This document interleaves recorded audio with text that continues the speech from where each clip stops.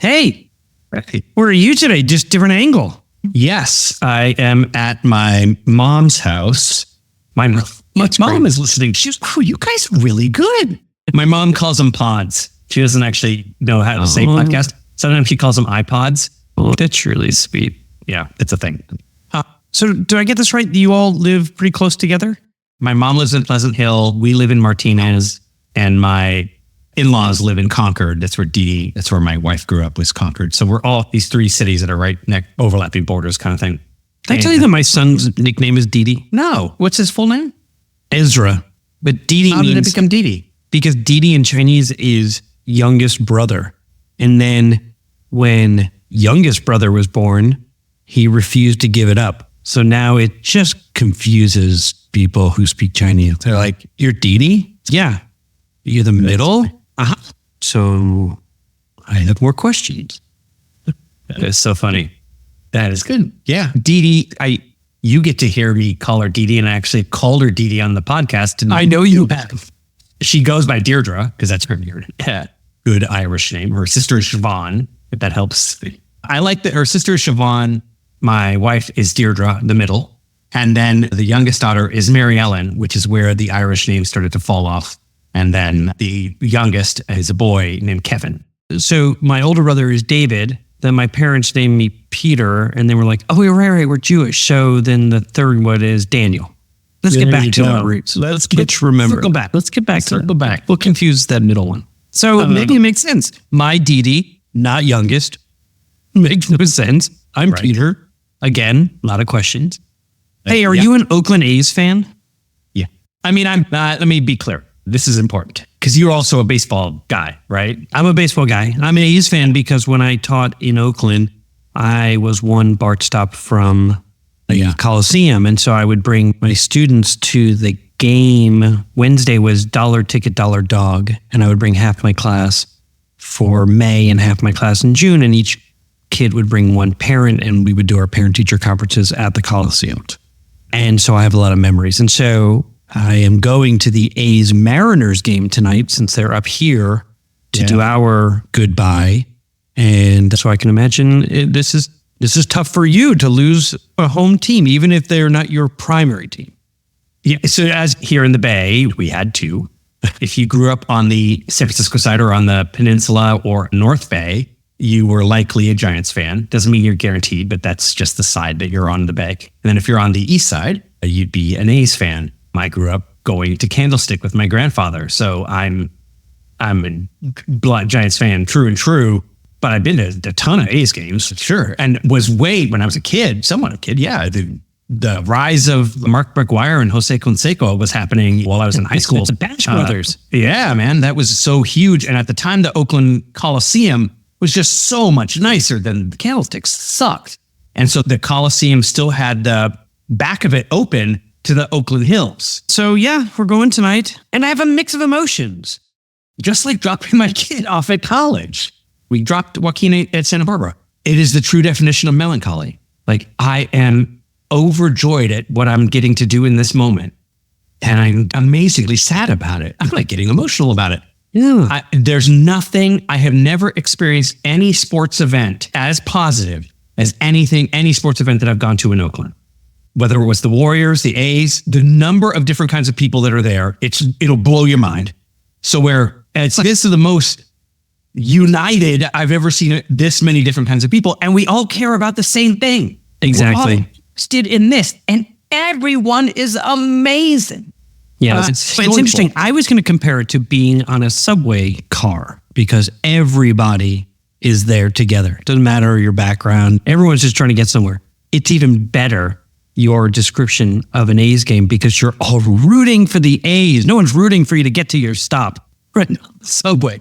It's a great, turns out, exactly. You're totally hugging. You're hugging people. I know. I know.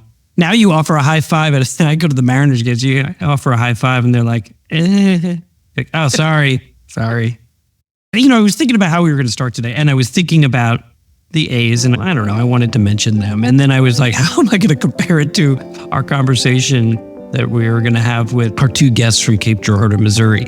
That example you gave as a principal is the tie. The listening rounds that they did, where they're like, we've got to figure out how to do this with everybody. Rounding sessions.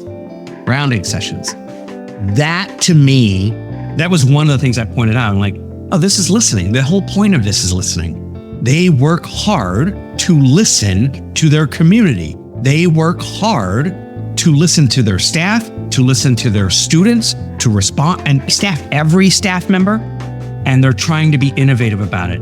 Your student-teacher conference model is extremely innovative. I love that. I think it's awesome. So how about this? Why don't we do that right now? Let's listen to our conversation with Drs. Howard Benyon and Brice Beck, and then we'll come back and we'll talk about all the great things from this conversation.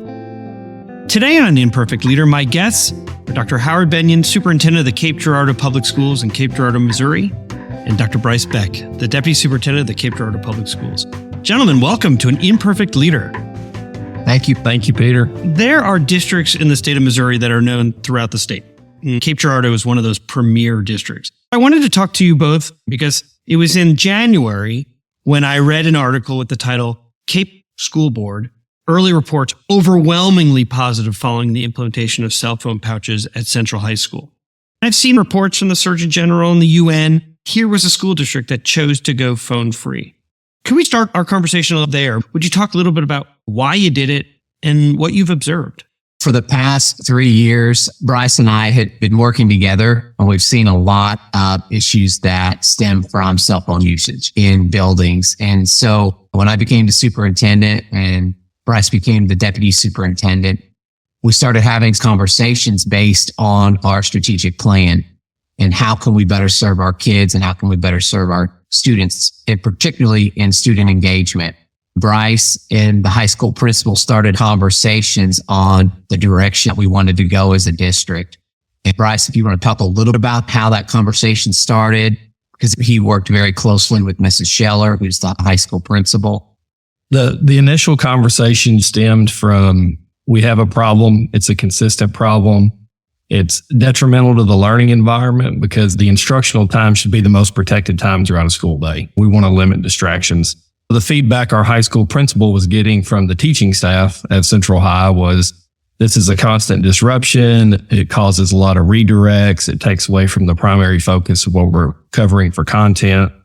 That process led to Ms. Scheller approaching me and saying, how can we address this problem and what's a long-term solution for this? So that's when the research started into different products. Yonder was the one that just kept coming back over and over again. They had a proven track record of already implementing in tons of school districts across the state of Missouri where they could provide us information on contacts to reach out to.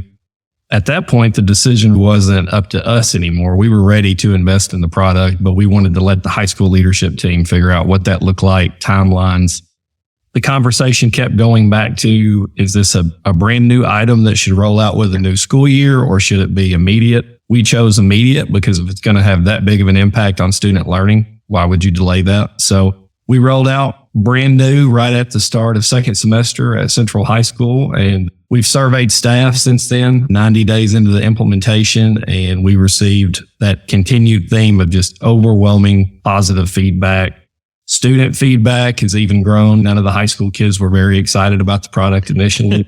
I think at the one kid is, no, I'm good. Students now tell us it's easier to focus in class. They're not being distracted throughout the school day. They're engaging with their peers and the staff in a way that was not occurring before because it's that meaningful relationship building interaction. Most recently, our board approved to adopt and implement at the junior high. We will have a consistent alignment of cell phone free environment all the way from grades 7 through 12. Just another thing, Peter, we also started that program in August with our alternative school program, Central Academy, but they didn't use Yonder. When they came into the buildings, they actually put their phones in their old filing. So they never had the phones. And that first semester, we saw increases in engagement, student achievement, less behavior issues, several different things that happened there. And then that's when they really started digging their heels in and trying to find a solution at the high school level, because you're talking about 100 kids versus 1,200 kids. So I think that kind of stems started that fire in their belly saying, okay, we need to make this happen at high school as well. I understand. So you were doing some beta testing with a smaller environment. I wrote an article for ASA about going phone free, and I'm actually encouraged because some of the steps that we advise, or I advised in the article, are what you're talking about in terms of how do you engage the people most impacted, that it can't be a central office decision. We really need to go phone free. This is what our teachers and our administrators are talking about. We have to give our leaders the authority, autonomy, and agency to figure out what that's going to look like and how to engage their community. Carol Cruiser in Chicopee, Massachusetts, and Christy LeBeau in Atwater, California, were the superintendents I talked to for the article. Carol described her trepidation about doing something like a career killer. She thought, this is probably going to end my career. And then she was so pleased that she still had the courage to do it because she noted that the cafeteria had always been silent with kids on their phones and now was pretty loud. And so I'm curious, just how does that resonate for either of you? Howard, you made this decision to go phone free. It was during your first year as SUP, not your first year in the district. People knew your heart, they knew your drive, they know your love for kids and the desire for engagement. How did that relate to either of you? I'll be honest with you. I don't think we even thought about it. When you see the impact on students, the decisions that you make, it doesn't really matter what the outcome is. We make our decisions based on best practices for kids. We felt in our hearts and knew this is the decision we have to make for our kids and our community. So I don't think that was a factor for us. I don't think either of us have ever led that way. We've been in administration for quite some time. I don't think you get to the place where you're at when you think about what's going to happen to you, what the outcome is. That's not healthy for yourself either. It's true. It's that fearless leadership that you want. I've been learning about Buffalo leadership. Are you familiar with that? No, but now I want to know about it. Partly It's because awesome. I am interested, but partly because I get to watch Brice on the Zoom screen roll his eyes. Tell me We're about it. learning about Buffalo leadership at our retreat this year. I went to a training on this in particular leadership style. So buffaloes, when they are in their environment and a storm is coming, a lot of animals gather around and run along with the storm. But what a buffalo does differently is they face the storm and they start walking towards the storm, because the fastest pathway to get out of the storm is to face it and walk through it. And that's really the theory of buffalo leadership. So I'm That's excited fantastic, to man. talk more about it. I can tell. That's who we are. And we've all worked together long enough to trust each other to make these decisions. When Brice brings me something, I know that he's done the research and it's going to be great. It's going to be great for our kids and our school district. So that's about buffalo leadership. It's face the storm. We might as well address it. And that's how we all lead. Not only were you facing the storm, as you noted, that Buffalo huddled together and they do that together, right? They come together, not to escape, but rather almost like a school of fish for their protection. So, you're not alone. So when a storm, the snow that, it's in Wyoming, it'll snow 4 feet. So when they keep facing into the storm, they get as far as they can go. And then the leaders gather everybody up in a circle, and the stronger leaders on the outside go in circles so that it can keep the snow melted and protect the little ones. And that's how they weather the storm. I love it. The leader goes around and around the group.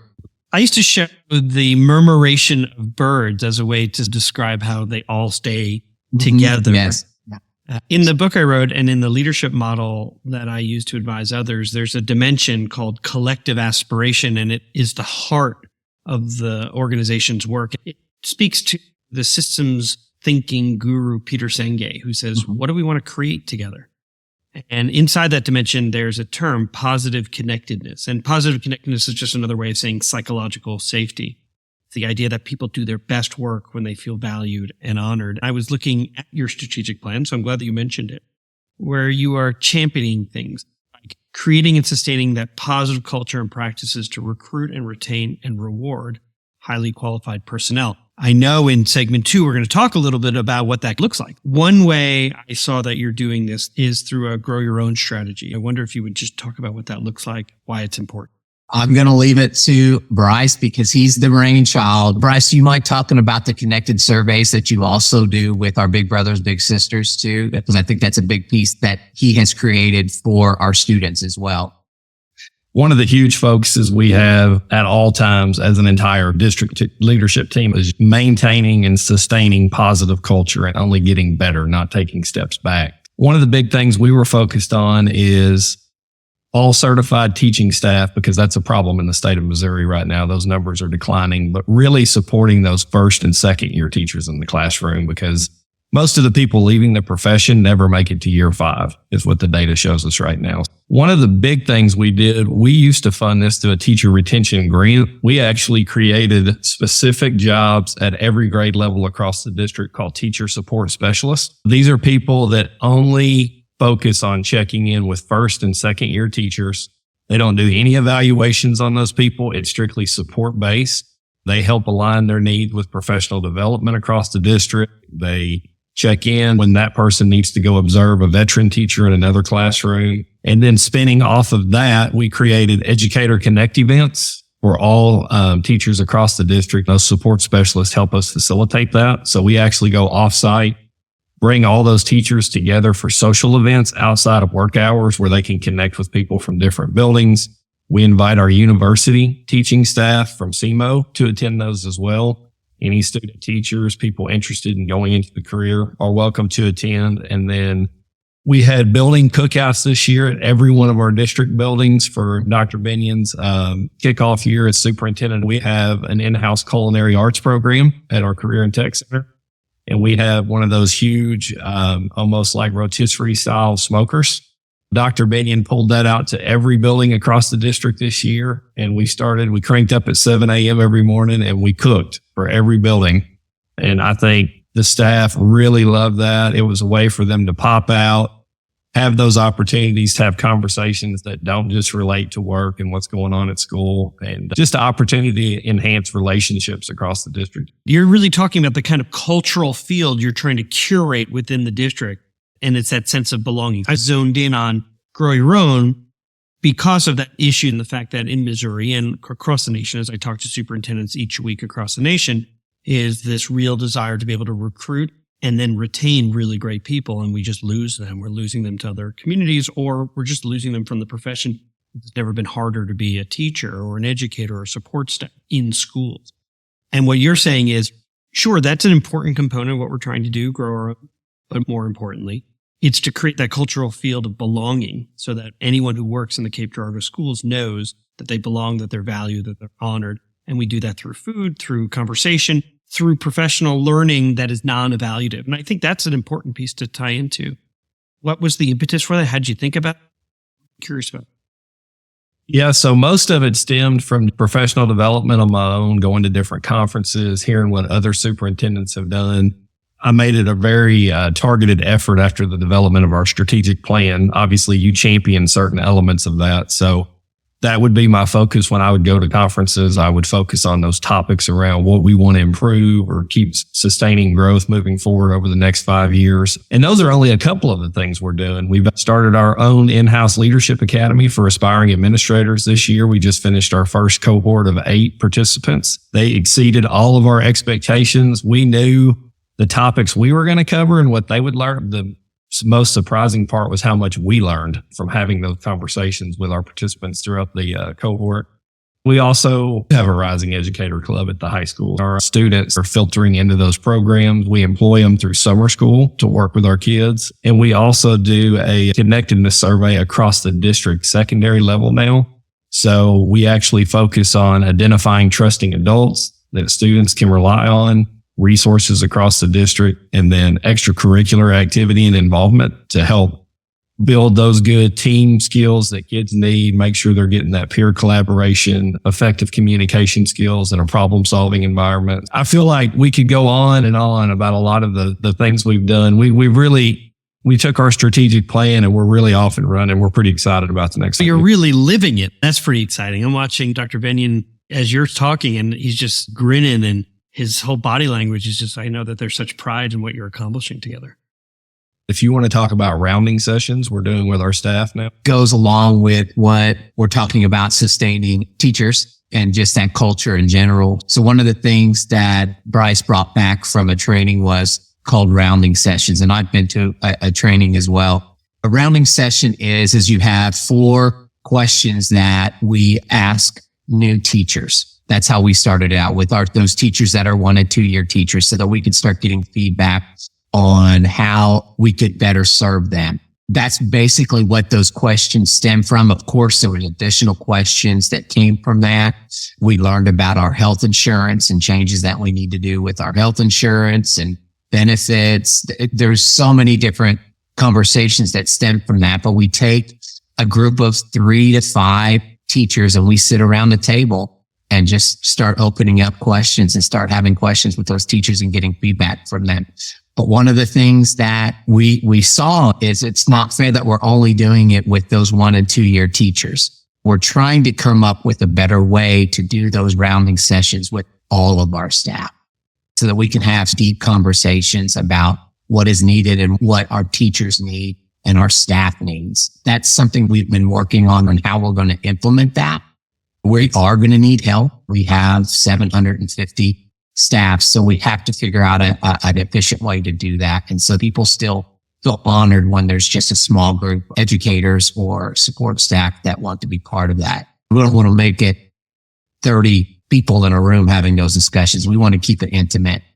So there's a personal connection and relationships that you can build with that staff. So we're trying to develop a way to do that. We're going to be using our administrators in our buildings to help with that. As the district leaders, we need to be part of that rounding session in the buildings as well.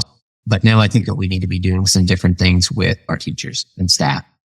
It actually sounds like you're really living the Buffalo mentality, right? You're circling up, you're doing your rounds. Don't charge too far. Right. My God. At some point, I recommend that you move from Tigers to Buffalo. Yeah, we might. No, don't do that. No, I know exactly. That's a third rail issue. I thought phones were a third rail issue. No, don't touch your mascot. If you're just joining us, our guests today on An Imperfect Leader are Dr. Howard Benyon, Superintendent of the Cape Girardeau Public Schools in Cape Girardeau, Missouri, and Dr. Brice Beck, Deputy Superintendent of the Cape Girardeau Public Schools. Guys, I'd like to ask you a question that I ask every guest who comes on the program. Why don't we start with you, Brice, if you don't mind, and then Dr. Benyon, you'll be our closer. How does the term an imperfect leader resonate with you? I think it goes back to the same thing me and Dr. Benyon talk to our administrative team about all the time. Really, it's the mindset that you're never going to make perfect choices or decisions about anything. Nobody's perfect, right? But it's about learning from the decisions you make and learning together as a team. If there's not that group growth between our district administrative team, none of us can do any of these things alone for all the kids across our district. It takes a lot of people. It's a lot of moving parts, and we know we're not always going to get it right, but we're willing to sit down and reflect and have some difficult conversations and grow in the end. I think it's just that mindset piece to me when I hear that term. I think it's that growth mindset, because when you're an imperfect leader, you're always striving to get better and to learn from your mistakes. I know there's a book out there. What is it? Failure is not an option. I don't agree with that. I think failure is an option because that helps you grow. And that is who an imperfect leader is. It's okay to fail. When you have a group of people around you that are buffaloes leading and charging into the storm, it's okay to fail because it's a safe place to fail. An imperfect leader should be that way and know that those people around you are going to lift you up and move you forward. Peter, the most dangerous thing that can happen in schools is being afraid to change something because of failure. If you're so scared that you're not willing to take the step to do something that might be better for kids, then you probably don't need to be in administration in schools. And we'll be right back. Hey, district leaders, I know you already know this. In schools worldwide, cell phones are posing real challenges on student engagement and mental well-being, and I want you to meet Yonder, a proud sponsor of An Imperfect Leader. And let me share this story from a visit I made to some schools in Silicon Valley. I asked some kids what they liked about Yonder, and after some funny looks, they shared that actually, with Yonder, teachers don't have to battle with them over phones anymore. In fact, one kid said to me he didn't have to worry anymore about his parents texting him in class, and the kid next to him sort of shoved him and goes, "Texting? My mom used to FaceTime me in class." I want to introduce you to a support system that increases teaching and learning. I want you to discover why 1 million students choose Yonder daily. Minimize distractions, maximize learning potential. To learn more, go to overyonder.com. YONDR. We're back for segment 2 of An Imperfect Leader, called Imperfect Leadership in After Action. And my guests are Dr. Howard Benyon, Superintendent of the Cape Girardeau Public Schools in Cape Girardeau, Missouri. Affectionately called Cape, right? Call it Cape, not the Cape. They're going to yell at me like, you lived in Missouri, but that's a typical Columbia. And he is also here with a trusted colleague, Dr. Brice Beck, Deputy Superintendent of Schools. And in this segment, we'll ask our guests to deconstruct the decision that they made, and then we'll discuss it. And so I think, Dr. Beck, you're going to start us off. So what happened? The last couple of years, we struggled with our classified support staff not having the balance between work hours when significant events happened and Dr. Benyon or Dr. Glass had to close schools for any reason. So the bigger theoretical problem we were facing is we're looking at a group that makes up the majority of our employees across the district, essential to our daily operations. In the event we had to cancel school, they were getting punished because in Missouri, you can't gift work hours and trade pay for that. So we started really trying to wrap our minds around how could we support those employees better. And then through some research, looking at what other districts did, and then just having conversation after conversation, we came up with a policy adjustment to add an additional leave category for school closing days. So a very short version of how that works is you can't gift, but if your board does agree to adopt additional leave categories to provide to employees, that just becomes added benefits for those essentially. So in the event that Dr. Benyon has to close school, we can allow employees to use school closing days. And even though they're hourly, whatever their hourly pay structure is set up for those same days, they're still paid out at their normal rate. So they're no longer being punished for not being able to work a day when the superintendent deemed that it was necessary to close schools. And we had very specific incidents of that this year. So I'll turn it over to Dr. Benyon and let him talk about when we had to do that recently. So some of the incidents, well, one of them was we missed several days of school because of snow. Those staff members have to either make up those hours at another time or they can do it during summer school. We didn't feel that it was equitable for some of our staff to have it off and some to have to make up those days. We were trying to do those during our professional development days, but we just didn't feel that was an effective way to really retain some of our support staff as well, because we've had some turnover, especially in regards to teacher assistants and those type of things. And that was part of the reasons why they were not staying. Some of it is also salary.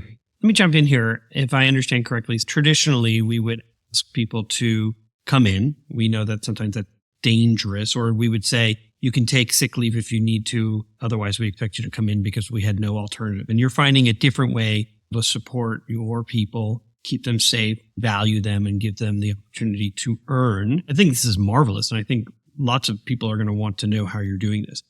As you're making this decision, I'll go back to segment 1 where you said you can't be afraid to be courageous and make decisions that are people first, human centered, and then you might have to readjust or make some mid-course corrections. So I imagine there was something that got overlooked as you were making this decision. What got overlooked? Seems like anytime there's major changes, it's overlooked, right? Obviously, this change, because of it affecting employee leave, had to be a policy-based change because it's directly related to benefits.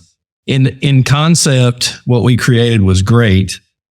What we overlooked was we didn't clearly define what deems a school closing day. Originally in the policy, that was defined as if the superintendent closes school for any reason. But depending on which type of category of employee you are, whether that's teacher assistant, nutrition staff, things like that, sometimes there's some gray. Those people would work even if school wasn't in session already, right? Because it's part of how their contract is structured. We had to rethink how we define school closure and how it applies to each group. That's one thing we're working on a policy revision for right now. We have certificate specific requirements for different levels of employees, like professional development hours that have to be maintained.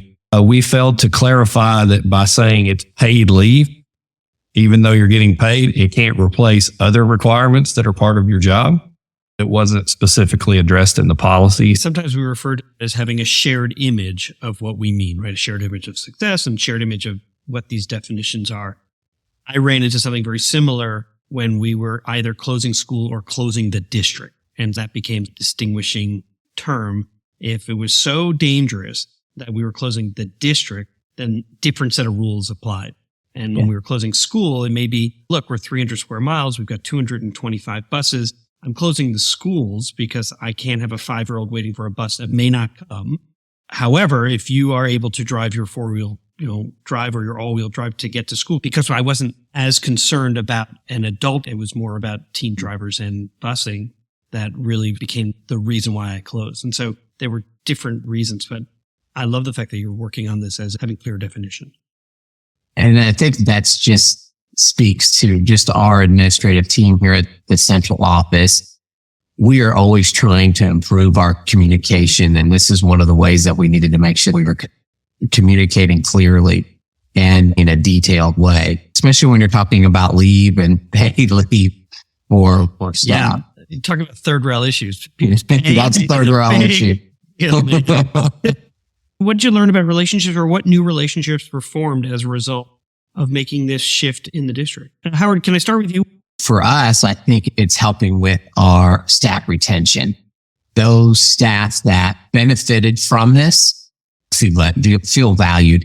And I think that's the most important piece. They can come and have conversations with us if they have questions, but they also feel valued that we're actually looking at those fine details on how we support our support staff as well, because they are critical to our district. What would you say, Brice? It would be touching on the same things. Most of your support staff has either worked on the private side of business or for another school district. The feedback I got specific to us adding this lead category was people reaching out to me and just saying, thank you. Thank you for caring enough to put something like this in where I'm not penalized for not being able to work on a day when you chose to shut down school operations. It's just those little pieces of feedback you get that if you've worked as an administrator for multiple years, it might be something you overlook because you're just thinking about other things all the time. But it was definitely a heartfelt piece of feedback I got from multiple staff members. Was there anything in this situation that frustrated? Yeah, for me, it touched on what we overlooked earlier, right? As relating to implementing, I caused the frustration by overlooking it. When you don't clearly communicate things and then something happens and you have to implement, there's going to be lots of questions and feedback rolling in, which goes back to that improvement on the communication side we had talked about already. The frustrating part for me was having to re-answer questions over and over about different scenarios when I knew that if we took the time to plan correctly at the jump, we wouldn't have to be addressing this now. But it's just one of those learning opportunities we talked about. What was something good that came out of the situation? Dr. Benyon, I'll let you talk about it, but the first thing that came to my mind was how we had to close out the school year because of what happened. If you want to touch on how this played a role in that. So glad that we put this in place. After the shooting at our graduation, we wanted to provide counseling services, not only for our students, but also for the people that were there. We had over probably 5,000 to 6,000 people at our graduation. So we opened up our buildings, but we closed the schools on Monday and Tuesday. And then we wanted to be back open on Wednesday, but we wanted to be able to provide those counseling services for anyone that needed counseling that was at the event. So we closed everything down, which allowed us to say, yes, you're still going to get paid for working in the district. Howard, if I could just interrupt for a moment, just so that listeners understand, there was a shooting at graduation. It was one shot fired. Everyone is safe. All children and adults are safe physically, but you also wanted to attend to their emotional, social, and mental health needs, taking a step and putting your people first, children first, staff first. It sounds like what was good that came out of the situation is you put this plan in place for things like snow days, potentially tornadoes, and unforeseen issues. You were now well practiced and able to meet the needs of your people, and they didn't have to worry about whether or not they're going to get paid because you now have a plan in place. That's exactly correct. That's exactly right. You don't really see the residuals that come from it, but when you bring up issues that happen that are unforeseen, the graduation incident, it just makes you proud of what Brice had put in place and had really thought through the reasonings behind why this needed to happen for all of our staffs. It's pretty brilliant. What a great ripple effect in an unimaginably difficult situation. I think we'll end there. My guests today were Dr. Howard Benyon, Superintendent of the Cape Girardeau Public Schools, Cape Girardeau, Missouri, and Dr. Brice Beck, Deputy Superintendent of the Cape Girardeau Schools. First, I just want to say thank you to you both. I took some notes as we were talking, and I'm writing notes like students first, looking at engagement of students and their learning and why you made what to some is a courageous decision going phone free, and then to being human-centered people first and what you've done for your support staff. I'm likely going to title this episode as Our Operations Make Our Mission Possible, because you really took a step back and said, who are the people within our organization that make the mission possible that we sometimes, as districts all across the nation, have overlooked? And so you created this cultural field. I love the buffalo metaphor. I love the rounding sessions to learn what people need and really being able to hear them and to be able to demonstrate that they're seen. Thank you so much for your time, for what you do for kids, what you do for public education. And as someone who has been in Missouri, it's just an honor to know you. Thank you, Peter. I had a great time getting to bounce around conversation ideas with you today. Okay, we're back. And I loved the rounding sessions that they described. I'm so glad that as we were going into the conversation, you highlighted that so listeners would hear it. I also know that as you have been listening, that you can't have those rounding sessions. You can't do that work about addressing staff retention and things like that unless you've built a culture, this positive culture, whether you call it positive connectedness or psychological safety. So maybe we should talk a little bit about that. This is key to what happens in districts from my perspective, is that if you want, the number one thing, if you want your district to be better all throughout, there's a zillion little things you can do. But if there's one tool, just listen. One of the recommendations that we make regularly is do exit interviews. Interview your juniors before they become seniors. Interview your entire junior class. Why the juniors? Because you can interview seniors, but what we found is when you interview seniors, there isn't as much buy-in anymore. They're like, yeah, I don't know. It wasn't great, but yeah, it's done, whatever. While juniors are like, it's almost done. And what I say could have an impact not only on my next year, but on what everybody already had to go through. That's for juniors. I love that. I love that also because in so many communities, the children who graduate from the high schools in that community often become parents in that community as well. And so if they know that you interviewed them as juniors and they got to see some progress towards what they gave you as feedback, then what trust you've already planted for when they become parents in your district down the road. Oh, I love that. Our recommendation is listen often. Listen to 8th graders and listen to juniors. 8th graders, before they go into the high school system, they're going to tell you right away what they're most nervous about as they go into the harder academic setting. It's amazing what you can do to your content area instruction based on what they say they need or any of the student services. They're like, I never really got to talk to a counselor and I really wanted to. Oh, let's fix that. What a great example as we're coming out talking about rounding sessions and the importance of really listening to people. What else stood out for you from this conversation? This is an obvious one. And I think as we went through, the buffalo leadership metaphor is it's gold. I already shared it with a different district. I listened to the pre-interview and I was like, oh my gosh. And it had me thinking about what my Uncle Roberto used to say. He used to say that the cure for the pain is in the pain. That means that you have to go toward the pain to find the solution. You have to lead into the problem, which is really scary. I'm scared of that. And when I remember that, not only is the pain gone quicker, but I feel more confident about what I thought was impossible to change. I feel more confident that we could change it. I just thought it was such an amazing metaphor. And the key being that the buffalo leadership metaphor was about doing it together. Yes, I was going to say, I was like, if he doesn't say it, I'm going to have to say, listen, last week we talked about the collective versus the individual. And yes, individuals absolutely have to think about their personal circumstances and if there's a struggle about what does it mean to go into the pain. In this case, you're talking about a school district and you're talking about a community and all the connections that exist between them and saying, look, If we've got challenges, we've got to take them on together. His quote was, what a buffalo does differently is they face the storm and start walking towards it. Because the fastest pathway to get out of the storm is to face it and walk through it.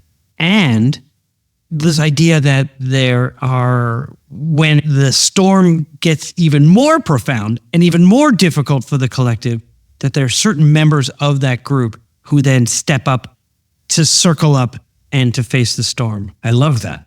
I loved the idea. It's what I believe our public system is for, is to support everyone. And in order to support everyone, you actually have to consider that there are some that need more. That's why the stronger buffalo, the elders, the wise, all of those buffalo are around the circle so that the ones that need protection are safer in the middle. Man, amazing. Yeah. What a great metaphor. I loved it. I also love the idea. This makes me think of the John Lewis quote, Representative John Lewis, who fought for voting rights for Black folks, amongst others. This is a basic human right, has a famous quote that says, get in good trouble, necessary trouble, when you are fighting for the things that matter most, for people.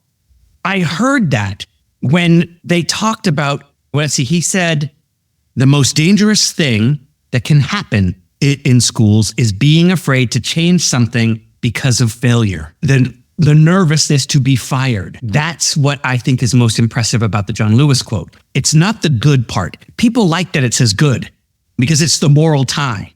The hard part is the trouble part. And that's actually the whole work. The work is in the trouble. The cure for the pain is in the pain. Buffalo leadership. You have to walk toward the storm, into the storm. And yes, you might get fired, but if you are leading with buffalo leadership, you have a bunch of other buffalo that are going to be there to support you. Boom. I don't want to drop my mic because I've spent some money on this. So why don't I just say we're going to end there? You've been listening to An Imperfect Leader, the Superintendents and Leadership Podcast. I'm Peter Stiepelman. And I'm Jamian Mansan. Why do you seem so upset about that? Because I want to be humble in The Imperfect Leader. And sometimes I feel like I drop the mic and I am not being as humble as I should. And I say that all of this matters and I don't do it well all the time. It's really hard. So how about this? We are imperfect leaders. There you go. I like it. Thanks, Jamie. See you next week. See you next week. Music for An Imperfect Leader was written and arranged by Ian Varley. Sam Falbo created the Daruma doll butterfly artwork. Imperfect leadership is not a scarlet letter.